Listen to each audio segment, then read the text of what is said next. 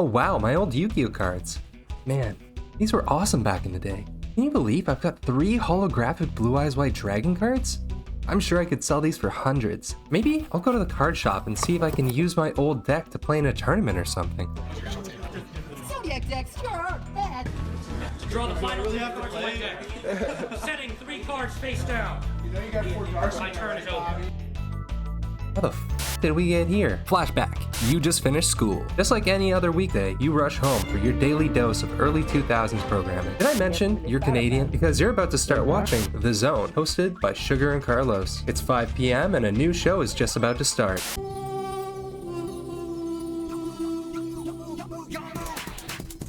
No way. This is epic. I'm hooked and so are you. We both need to see more of this spiky-haired BDSM-inspired Japanese boy and his bully-turned-friend from Boston, Joey. Ian Brandon Anderson.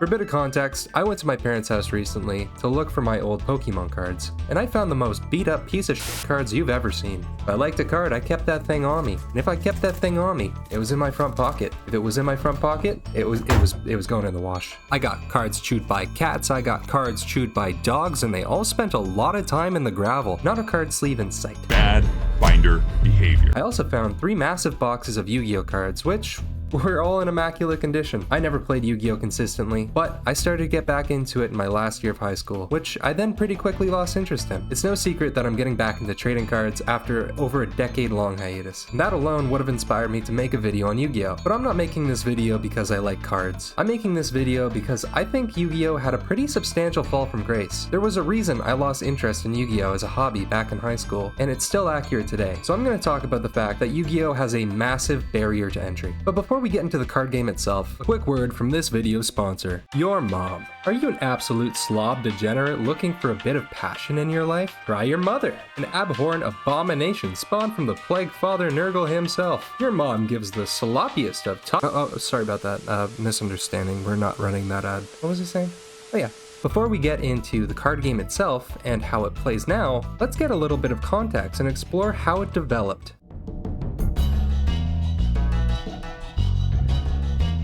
Yu-Gi-Oh! Has a bit of a strange backstory. It was originally a manga about a Japanese boy who wore a dog collar to school. Our protagonist and leather fetishist, Yugimoto, is something of a wimpy dork loser who lives with his grandfather that runs a hobby shop. Lucky. Yugi gets bullied for the way he dresses, looks, and acts. All justifiable reasons, mind you. Give me back my Millennium Puzzle, you big dickweeds! Hashtag Joey did nothing wrong. His grandfather, who is a short king with some sick, spiky hair and a love for cardboard, gives Yugi a 3D puzzle he picked up off Egyptian Etsy. Yugi, a dork loser, completes the puzzle and is instantly possessed by the Chad Egyptian pharaoh attempt. That's not all. This equally kinky pharaoh is something of a hobbyist himself. Is this a coincidence or temporal fate mixed with a dash of reincarnation? It's the second one. The manga differs slightly from the show, as the focus isn't actually on the game, Duel Monsters, but rather on shadow games. They just kind of pivoted to Duel Monsters to get in on that sweet Magic the Gathering and Pokemon money, which is understandable. The Pharaoh, or Yami Yugi, challenges a bunch of criminals to the equivalent of Russian roulette, but instead of only having one in the chamber, Yugi uses a full auto Tech 9 with an extended clip. Oh, and new rule, you go first. Multiple people are murdered as a direct result of this unhinged, homicidal spirit possessing the body of a 16-year-old, vertically challenged schoolboy. Also, he looks really good wearing that top as a cape. Not a weird choice at all. Wow, that's super interesting stuff. But what does that have to do with my Yu-Gi-Oh? Calm down. I'm trying to make this interesting for viewer retention. If you're just here for the card game's nostalgia factor, then please, let's go back to our little flashback. It's 5 p.m. You're 5 years old. Sadly, still Canadian, and the heart of the cards just let that spiky-haired Chad pull the most bullshit hand in existence. So you ask yourself, how do I get those cards? There, that's it. Nostalgia's over. I'm not going to do that again. I only felt the need to bring up the manga as a preface to this video because it kind of outlines one of Yu-Gi-Oh's foundational flaws. It wasn't a card game. Its source, it's a dark manga series about a mummy who possesses the body of a schoolboy to play death games with felons. That's what Yu-Gi-Oh really is. The issue is that the card game itself was kind of just a stroke of good luck in marketing. It was never just a card game. It was an adaptation of a game played in an anime, which was an adaptation of a game from a manga. The rules of the game were Yami wins. That's it. those were the only rules. You may be able to imagine how that may have impacted the adaptation from page to screen to cardboard stock. The source material itself was significantly toned down, as it was adapted and then toned down further still when it hit North American markets. I don't believe the anime itself was ever intended to adapt the manga faithfully. I think it was just created to sell a new trading card game. The only foundation for that card game was that Yami has to win, along with some other dubious rules introduced in the adaptation. Take a look at these cards. Tell me, how were they used? What do those stars even mean? What were the rules? How the hell do you play? These were all great questions. One that even years into the production of the physical card game, Konami was still trying to figure out. Do you know who wasn't trying to figure out the rules though? Me. I was 5 years old. I couldn't even read. All my brother and I were asking for was a starter deck, as well as many boosters my parents were willing to buy. Through the rules. Mass marketing works. Fortunately, my brother and I got just that. I was a buffoon, possibly even illiterate, but I still played the game, and just as well as Yugi in the anime. But his target isn't your sea monsters. I'm having him attack a card I put on the field myself. The moon!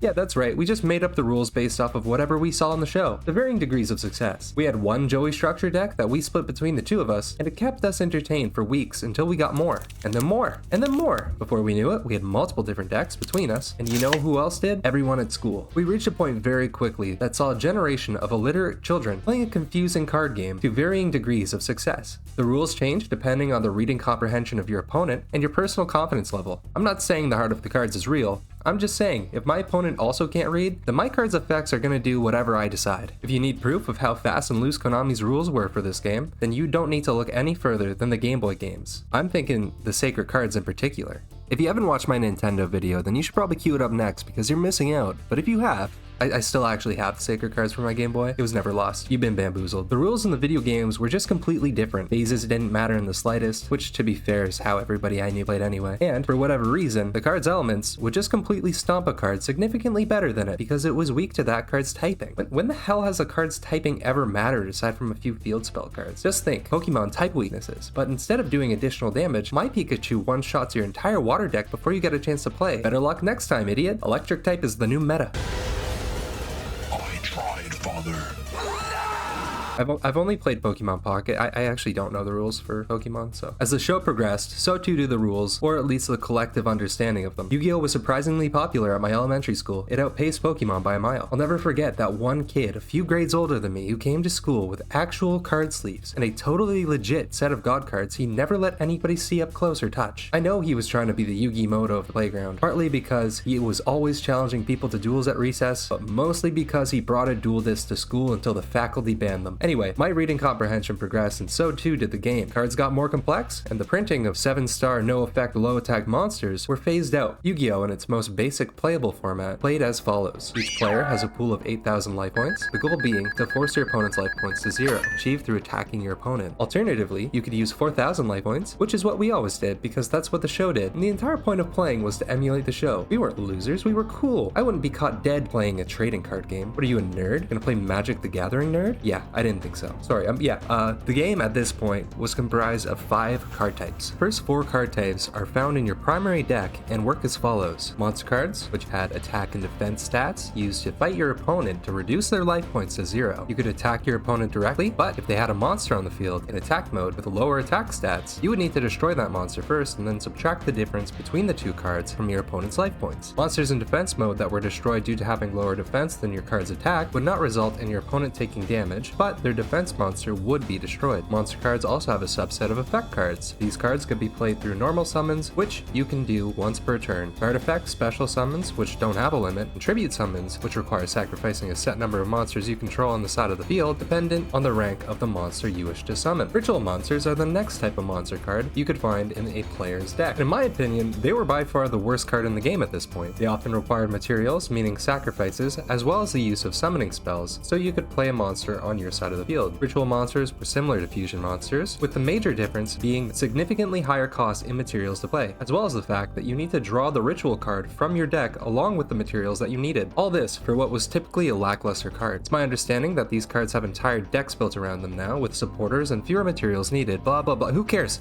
Who cares? I don't. I don't care. I just remember them being awful. This isn't about you. Next, we have magic cards. Oh, sorry, I can't say that. Copyright, my bad. Next, we have spell cards, which were effect cards primarily triggered by you on your turn during the main phase with various groupings, including field cards that cause various effects to face-up monsters on the field, and it stayed in play unless it was destroyed by another card's effect. There were equip cards that would affect the targeted monster, and they are destroyed when the monster is removed from the field. There were quick play spells, and they can be used in a similar fashion as traps. There were also fusion and ritual spells, which are kind of worth mentioning, and they, come on, what do you think they do? Wait, come on. Finally, you have trap cards. Typically, they are placed during your turn and triggered any time aside from the turn that they are set. Just like quick play spells, traps often get triggered by your opponent's actions or on your command. They can also be some of the most complex cards during a game, as you need to read through them and decipher the order of operations once your opponent activates their trap after they trigger your trap, which causes you to flip another trap, which leads them, yeah, you get it. Now let's look at the field, which is where you're actually going to play the game. 5 spaces for your monsters, 5 spaces for spells and traps, 1 space covered in dust for your field spells, your deck zone, and your graveyard. Lastly, there's also a space for your extra deck.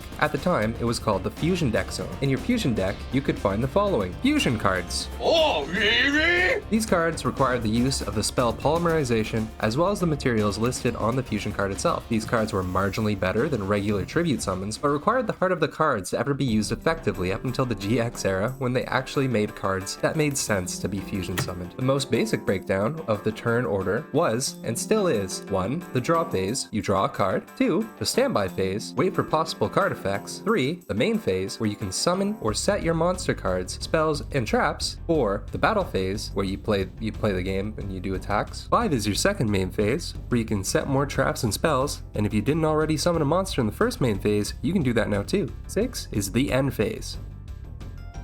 Wait, you need an explanation for that one? You're kidding, right? With basic understanding of the card types and rules, the game itself was not only playable, but basic enough for barely literate kids to understand. Oh, and there's tokens too. If I didn't include tokens, somebody may have commented. Oh, but you forgot about the tokens, and the tokens were used when— Shut up. Please just don't talk. Between 2002 and 2008, Yu-Gi-Oh was in its golden era. The original series and GX had wrapped up, leading the way for one of the most significant moments in Yu-Gi-Oh's evolution, as well as a massive milestone, because in 2009, it became the world's best-selling card game with 22 billion cards sold worldwide. Yu-Gi-Oh! 5Ds would come out in 2008, and it introduced what would become the first addition to the extra deck, Synchros. Synchros enhanced the game by introducing an entirely new way to summon cards, as well as fleshing out the extra deck. New monster cards with tuner typing were also introduced as part of the new summoning mechanic. Similar to fusions, the materials needed were specified on the card, usually being 1 tuner and 1 non-tuner monster face up and in play. Synchros, unlike fusions, didn't require an additional spell or effect to be summoned. You can summon these cards using the materials specified on the card, with the caveat being that the total level or stars between the sacrificed materials have to equal the synchro being summoned. Synchros added a nice breath of fresh air into the game as a new mechanic which gave the players some much needed complexity. It would also be a front and center mechanic in the starter decks that would introduce new players. Synchros were a pretty straightforward addition to the game, similar to fusions, but without the bulky summoning conditions, allowing for faster summons that increase the game's pace. The next anime, Yu-Gi-Oh! Zaxel— wait, you guys were watching a show called Zaxel? What the fuck? Yu-Gi-Oh! Zaxel was released in 2011, and a new extra deck type was introduced called XYZ. I just want you to know that I wrote the pronunciation of XYZ in brackets because up until now I've been calling them XYZ, which I am going to do from here on out. Not because I edited this portion in post-production, but as a personal choice. XYZs were similar to Synchros, but instead of adding levels and needing a tuner, now you just needed 2 monsters of whatever level or summon the card specifies. Your XYZ monster had no level, so it can't be used to summon another XYZ. Instead, it has a rank denoted by the stars being on the wrong side of the card. You stack the materials and place them under your XYZ onto the field. When a card effect tells you to detach materials, you send that material to the Undertaker. If your XYZ loses all materials, then it's off to meet Mr. WrestleMania himself. Now, I'm gonna be real with you. 5Ds is where I lost my initial interest in Yu-Gi-Oh! It just fell off a bridge. I maybe watched a few episodes, and I don't even think I got a single deck from that era because I hardly understood Synchros, and my knowledge of XYZs begins and ends with the starter deck beginner's guide. I've used them and I've seen them being used, but I have no strong opinions on how they shape the game, their overall perception,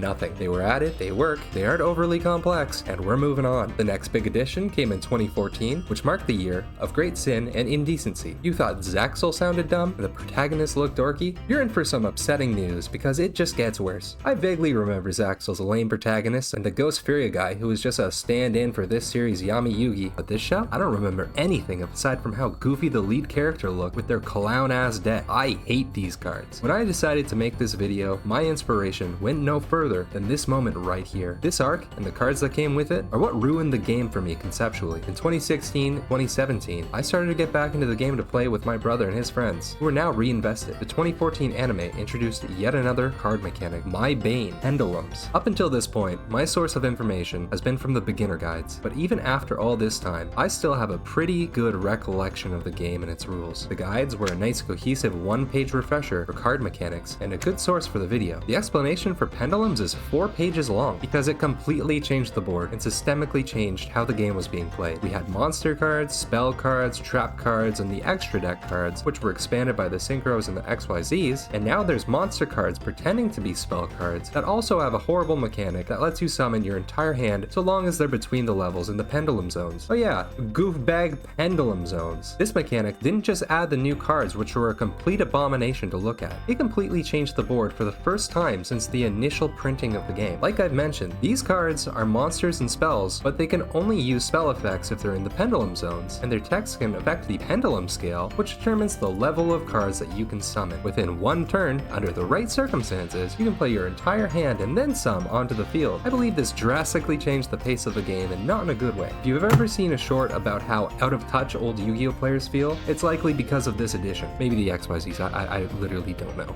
I just told you I don't know about that one. Well, I'm that guy. I will not play with you, and I detest the meta and everything that came afterward. This is where summoning your entire deck on the first turn became a reality, and it's been memed to death because it is so discouraging for any person trying to get into the game, or any old player like me who has fond memories of playing a much simpler version on the schoolyard. I do have a DDD deck, which is made up of pendulum cards, but have I ever used it? No, not once. Don't know how. I don't want to learn either. I think every edition up until this point had added a bit of much needed complexity that allowed for a faster paced experience that still felt rewarding when you were able to play your deck's signature cards. But from this moment on, the game just got a little too complex for me and created what I think is one of its greatest barriers. So once Link Summons came in 2017, I maybe stuck around for another month before giving up the game entirely. I hated pendulums for changing the game and specifically for cluttering the board. I understand that the game had to evolve, but changing the foundation of the game itself and, well, the things that people loved is something else entirely. Link's added 2 new monster zones which are shared between the players, and you can summon them based off the card text just like XYZs. But now you have to abide by some little arrows on the summon card if you want to summon additional Link monsters. I have no issue with this conceptually, but it's just one more layer of tedium that looks to have been made specifically to confuse new players and sell current players some new cards. Konami didn't seem to understand why people played, but it is something they've tried to address to what I consider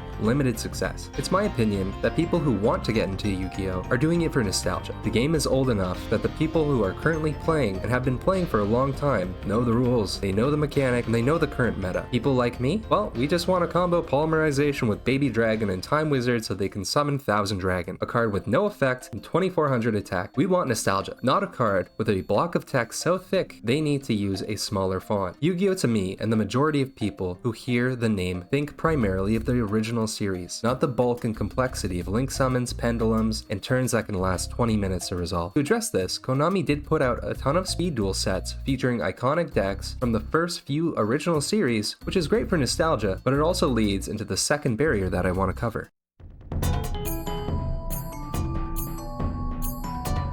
Remember those boxes and boxes of Yu-Gi-Oh cards? Yeah, guess how much they're worth. I made a short recently as a sort of companion to this video, and yeah, they're completely worthless. Why? Well, for starters, as stated previously, the game keeps evolving and the meta keeps changing because they won't stop printing new cards. Secondly, fucking speed duels. Konami sold 22 billion cards in 2009. Yeah, full circle, we're back. Guess how many cards they sold as of 2021? Just a little perspective here. They had the world record for most cards in circulation in 2009. And Pokemon today has sold more than 64 billion. No guesses? Well, as of 2021, they sold 35 billion. That tells you 2 things. 1, the game's popularity peaked 16 years ago, and 2, they didn't print the right cards. When Pokemon Company prints a Charizard, they aren't just reprinting base set cards, unless it's a special set like XY Evolutions, which was just paying homage. And sometimes there's a promotional item that does this, like the TCG Classic. In both examples, the reprinted original Charizards are worth significantly less money. There are 48 different Charizards Charizard cards in circulation, all with different gameplay implications, and all with their own assigned value and collectability. Why is this? Well, people are stupid and they really like Charizard, but also, they aren't printing the same art into oblivion. When they do mass prints of cards, it's typically the non-holos that you'll see across a generation. You're rarely going to see Pokemon do this with any sort of collectible card. Pokemon sets have their run, and then they stop printing that card. If there is a reprint of said card, it has something denoting that it's a reprint, like with Pokemon Celebration's Pikachu head. So, with that being said, how many Blue Eyes White Dragons do you think there are?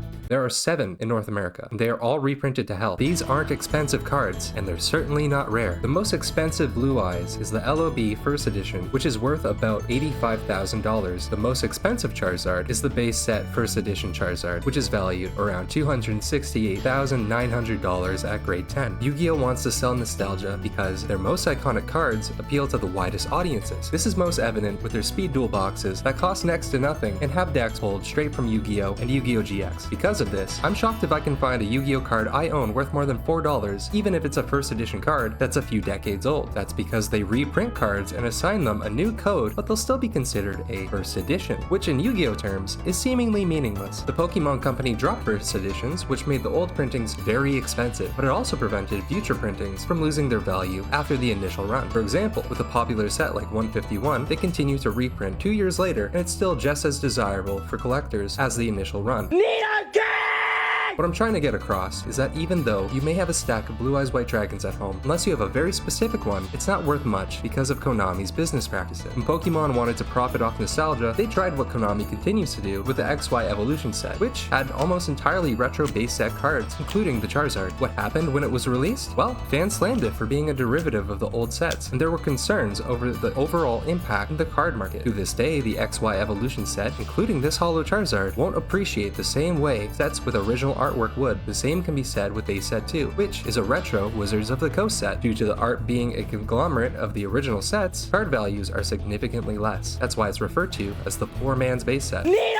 In Yu-Gi-Oh terms, they are all the poor man's set, meaning the only cards with any value are super old or are part of the current meta. Pokemon learned from this folly. They packaged their nostalgia in a more cohesive way when they made sets like 151. The cards were balanced to the Scarlet and Violet releases, and they featured brand new, desirable prints of the original 151 Pokemon. The same can be said about Prismatic Evolutions, a set that is riding the success of the Moonbryon card featured in Evolving Skies. The new Umbreon is very reminiscent of the Evolving Skies card, however, given its originality, it's going to retain its value and not be seen as a derivative. Given that these sets have a completely original offering, the cards in it hold value far surpassing Evolutions or Base Set 2, and it had a positive impact on the card market from a financial standpoint. And it's also a driving force in the market's rising and unreasonable prices. Konami puts out the same old cards over and over again, making all of the runs worth nothing unless they are the original runs. This barrier to entry can be summed up in one quick line: Yu-Gi-Oh has no value to collectors.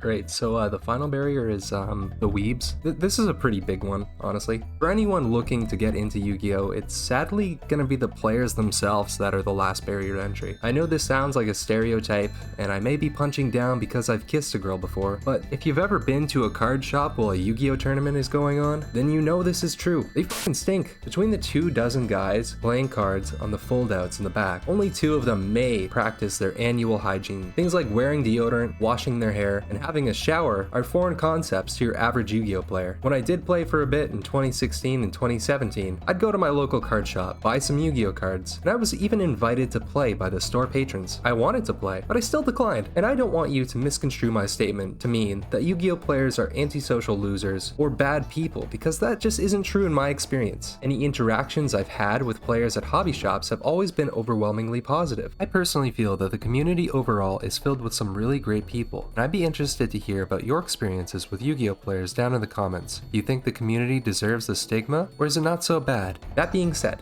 I do not want to be locked in a room with any of them, because that room is going to smell like literal feces. Yu-Gi-Oh today has too many barriers for new players to join the hobby. The rules can be overwhelming and needlessly complex to learn, the cards don't retain any value, and the current player base scares away potential hobbyists. I feel like for these reasons, Yu-Gi-Oh is destined to be surpassed by a TCG that doesn't have these barriers, and I think that card game already exists. If you're anywhere close to a card shop or following anything TCG, then you know that One Piece has been killed killing it. From what I've seen and what I've heard, One Piece has smooth, intuitive gameplay and a player base without a stinky stigma. I mean, they probably still smell bad, but like not directly associated with them. Most importantly to me, as someone who doesn't play, it has collectible cards that are worth actual money. The end of this will open 3 plus 9, but we're probably about 1,000 packs. I see a few people that want to know. Not very many. It only took about a little under 1,000 packs to pull this sucker. Only about 1,000. Not too shabby. Yu-Gi-Oh has a special place in my memory. It's the reason I got into collecting, and it played a pretty significant part of my childhood. As a matter of fact, one of my core memories from childhood was having my own Blue Eyes White Dragon Kaiba deck stolen while I was at school. It was in my cubby, somebody took it. I never got it back. I got some cards back, not all of them. Fucking asshole. Oh, I never said it was good memory. If you got to this point in the video, I just want to say thanks for watching. If you want to stick around for future videos, I've got more in the works, so please hit subscribe. I upload shorts pretty regularly, but would like to devote more time to these long form uploads. If this video gets 1,000 likes, I'll upload a commentary video on the time I spent with your mom last night. Huge fan of Nurgle. Till next time, bye!